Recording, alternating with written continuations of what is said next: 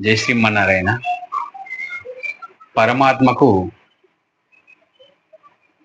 ఏ భక్తుడంటే ఇష్టం, ఏ ప్రాణి అంటే ఇష్టం? ఇక్కడ పరమాత్మ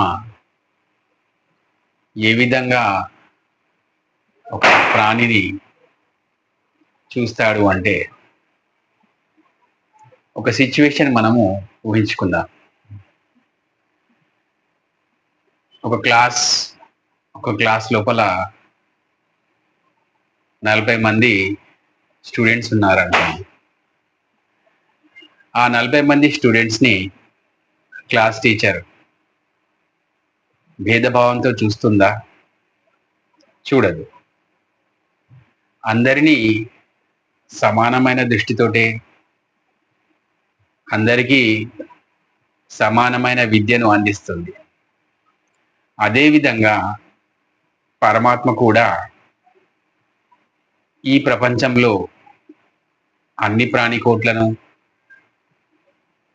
అందరి మనుష్యులను కూడా సమాన భావనతోటే చూస్తాడు.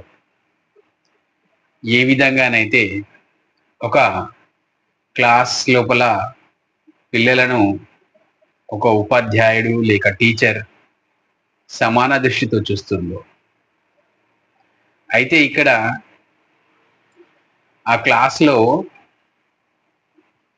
ఒక అబ్బాయిని ఆ ఉపాధ్యాయుడు ఎక్కువగా శ్రద్ధ పెడతాడు. ఎందుకు? అది క్లాస్ టీచర్ యొక్క ఉద్దేశం కాదు. క్లాస్ టీచరు అందరినీ సమాన దృష్టితోనే చూడడం జరుగుతుంది. కానీ ఎవరైతే బాగా చదువుతున్నాడో వాడిని ఇంకా కొంచెం ముందుకు నడిపించాలనే ఉద్దేశంతో వాడికి ప్రోత్సాహాన్ని ఆ ఉపాధ్యాయుడు కలిగిస్తాడు. ఇక్కడ గమనించవలసింది ఏంటంటే, అక్కడ పిల్లవాడు మాత్రమే ముందుకు పరిగెడుతున్నాడు. ఆ ముందుకు పరిగెత్తే పిల్లవాడిని ఉపాధ్యాయుడు ప్రోత్సహిస్తున్నాడు. అదేవిధంగా పరమాత్మ కూడా సమస్త మానవ కోటిని సమాన దృష్టితో చూస్తుంటాడు. కానీ ఆ మానవులలో ఆ పరమాత్మ పైన ఎక్కువ ప్రేమ ఉండి, ఆ పరమాత్మను పొందాలనే తహతహ భక్తి భావన ఎక్కువ ఉన్నవాడు ఎవరైతే ఉంటారో, అటువంటి భక్తునికి ఆ కోరిక ద్వారా, ఆ ప్రేమ ద్వారా ఆ పరమాత్మకు దగ్గర అవ్వాలి అనే భావనతోటి అతను పరమాత్మ గురించి తెలుసుకోవాలనుకుంటుంటాడు. అప్పుడు ఆ పరమాత్మకు అతని ఉద్దేశము అర్థమై ఇతనికి సరైన మార్గము చూపించాలి అనే ఉద్దేశంతో అప్పుడు పరమాత్మ అతనిపై శ్రద్ధను పెట్టి అతనికి సరైన మార్గాన్ని, సరైన దారిని ఏర్పరుస్తూ ఉంటాడు. అయితే ఇక్కడ మనం గమనించవలసింది ఏంటంటే, పరమాత్మ అందరిపైన సమానమైన దృష్టి కలిగి ఉండి కూడా ఎవరైతే ఏ విధంగానైతే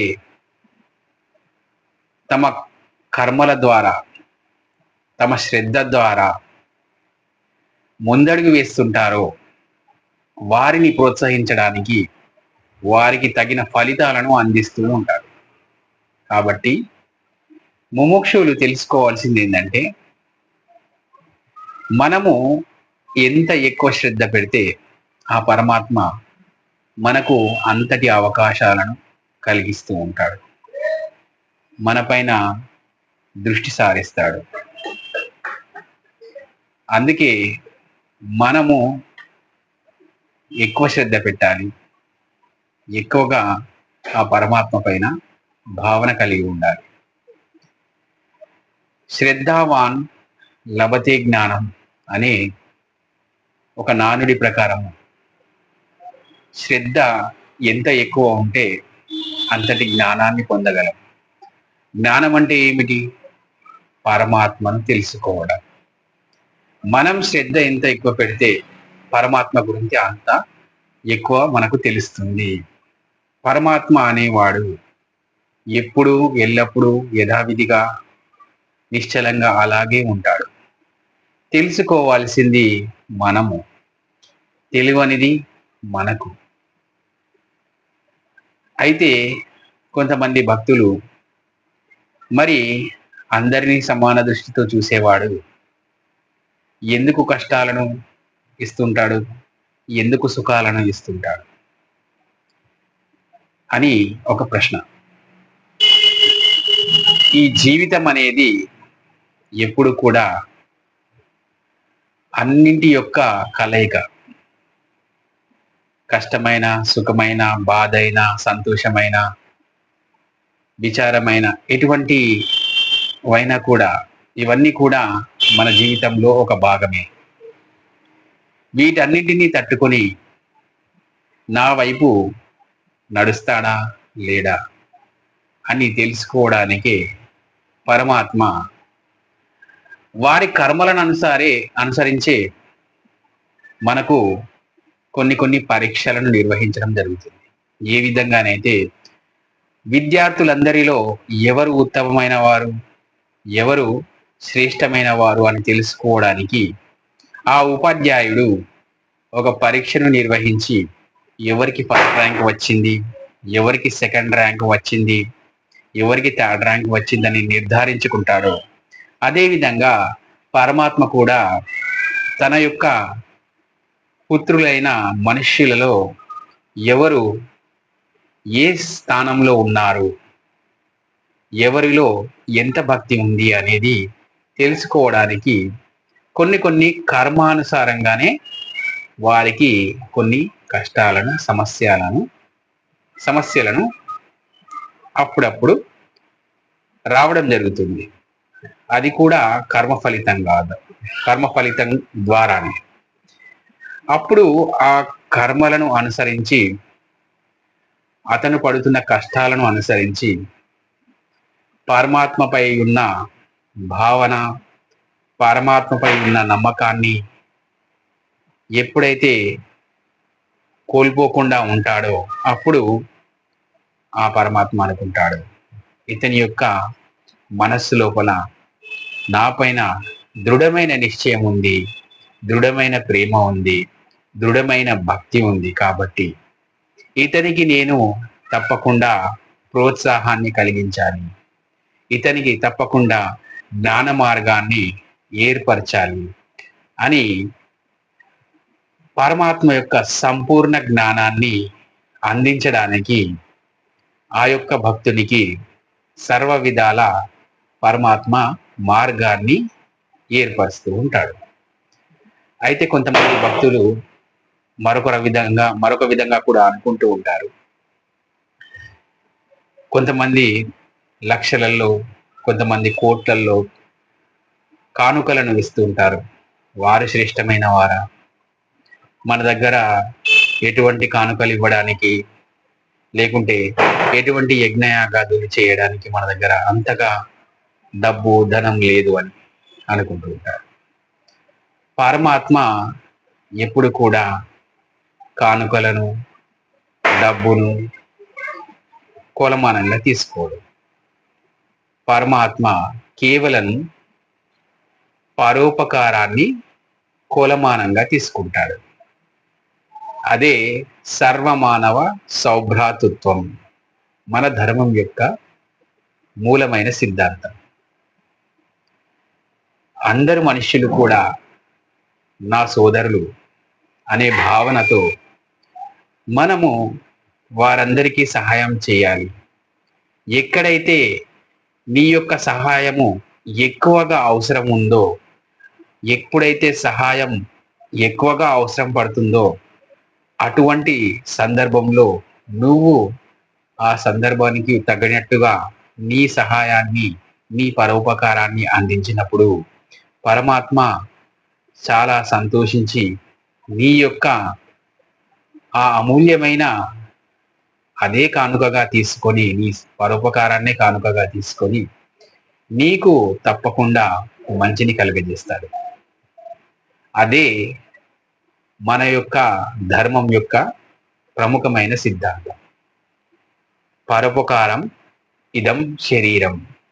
ఇది మన మూల సిద్ధాంతం.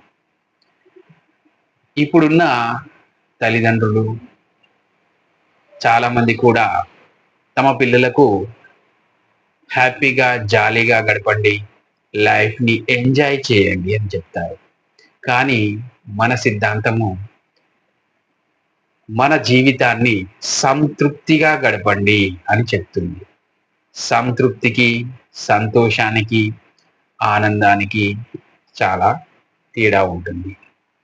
సంతోషం అనేది, నవ్వు అనేది చాలా వేరు వేరు సందర్భాలలో ఏర్పడే ఒక భావన. నవ్వు అనేది ఏదైనా సందర్భాన్ని బట్టి మనకు వస్తుంది. సంతోషం అనేది ఎవరైనా మనకు తెలిసిన వాళ్ళు బాగుపడితే మన మనస్సులో కలిగే ఒక భావన. కొంతమంది ఇతరులు బాధపడితే సంతోషం కలిగే భావన కూడా ఉంటుంది.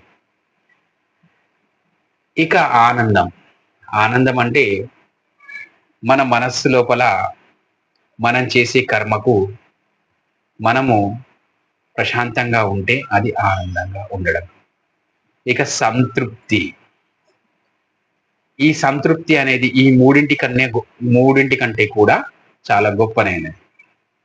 సంతృప్తి అనేది ఏంటిది అంటే, మనం ఏదైతే కర్మ లేదా పని చేస్తున్నామో ఆ పనికి మనం సాటిస్ఫాక్షన్ అంటే సంతృప్తి చెందితే మన మనస్సు అనేది సాటిస్ఫై అవుతుంది, అంటే సంతృప్తి చెందుతుంది.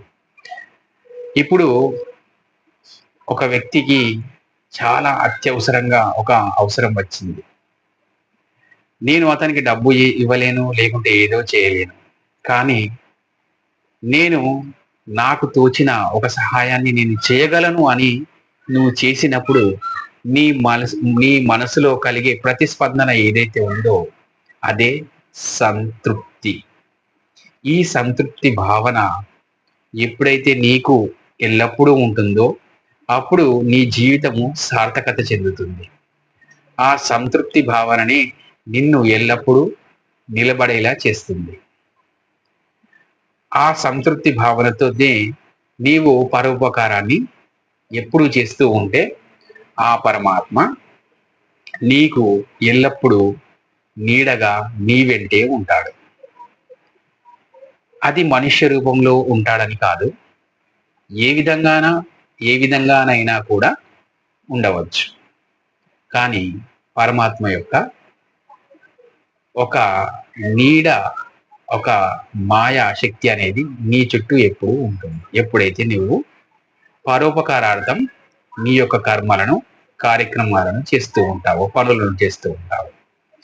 అదే మన ధర్మం యొక్క ప్రముఖమైన మార్గము, ఉద్దేశ్యము.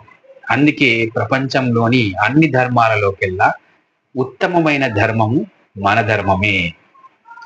ఇదే ధర్మము తల్లి వంటిది. మిగిలిన ధర్మాలన్నీ కూడా వీటికి పిల్లల వంటివి తప్ప ఈ ధర్మం నుంచి నేర్చుకున్నవే తప్ప మరొకటి కాదు.